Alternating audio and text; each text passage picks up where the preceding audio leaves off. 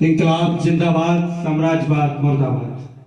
मंच पर उपस्थित हमारे गुरु आदरणीय डॉक्टर सलन कुमार शर्मा जी, विधिक व्यवसाय में हमारे गुरु आदरणीय शिव कुमार शुक्ला जी, अनुराग पांडे जी, प्रजानंद शर्मा जी, रमतार यादव जी, महामंत्री धीरेन्द्र पाल जी, यहाँ पर उपस्थित अधिवक्तागण, हमारे साथी व सेवानिवृत्त सेना से आए हुए सभी लोग।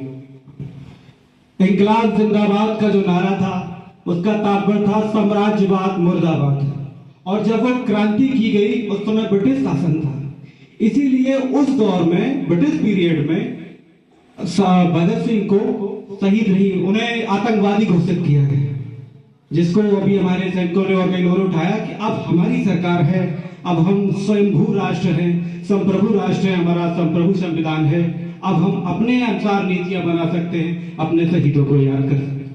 भगत सिंह का जन्म 28 सितंबर में तत्कालीन पंजाब वर्तमान पाकिस्तान लायलपुरा बंगा गांव में हुआ।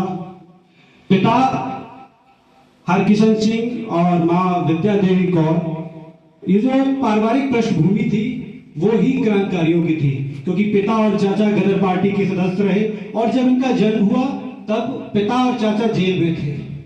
वो एक किस्सा उन्होंने जब उनकी किताब लिखी तो लिखा है कि जब पिता फसल बो रहे थे तो ये कहा, उन्होंने भगत सिंह ने पूछा अपने पिता से कि पिताजी ये बीज क्यों लगा रहे हैं?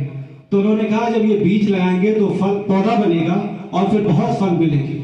अगले दिन जब वो खेत पे आए तो घर से बंदूक ले आए, बोले मैं बंदूक लगाऊंगा, बहुत सी बंदूकें उगेंगी और फिर अंग्रेजी साम्राज्यवाद को उखाड़ कर रखते हैं। यानी एक वर्तमान से चाइल्डहुड से माइंड में साम्राज्यवाद के विरुद्ध उनकी ये विचारधारा थी। 17 साल की उम्र में घर छोड़ दिया। माँ ने कहा पुत्र शादी कर लो, उन्होंने कहा अंग्रेजी सरकार में यदि शादी होगी तो मौत ही मेरी दुल्हन होगी, मैं शादी नहीं करूंगा।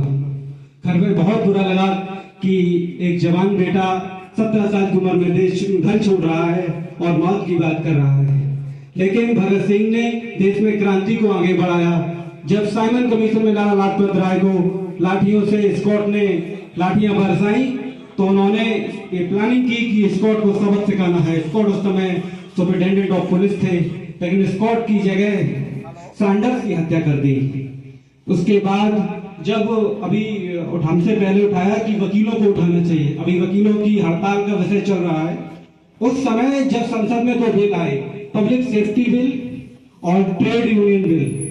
ट्रेड यूनियन में ट्रेड करने से, ट्रेड में जो मजदूर वर्ग थे उनको हड़ताल से रोकना, और पब्लिक सेफ्टी बिल में बिना किसी कानून के अवैध तरीके से गिरफ्तारी। उसके विरोध में उन्होंने 1929 में असेंबली में बम फेंका और वहां से हटे नहीं।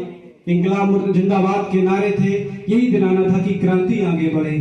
उस इतने अल्प आयु में राष्ट्र के लिए समर्पित होने वाला व्यक्ति, बाद में उन्होंने राष्ट्रीय रिपब्लिकन बनाई, उसमें मेरे चंद्रशेखर आजाद जी से जुड़े।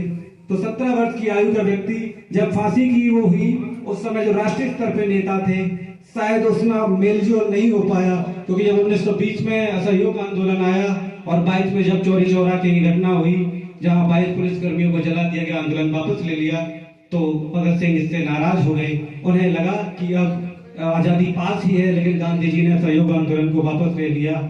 उसके बाद जो है उन्होंने साम्राज्यवाद को उखाड़ने की प्रेरणा ली और अंत तक लड़े। 31 को उनको फांसी दे दी गई, 31 की रात में ही फांसी दे दी गई, क्योंकि आगे वाले दिन हो सकता है फांसी रुक जाए, ये आशंका थी। ऐसे भगत सिंह को प्रणाम करते हुए, आज की गर्मों में उपस्थिति को प्रणाम करते हुए, जय हिंद, जय भारत, इंकलाब जिंदाबाद।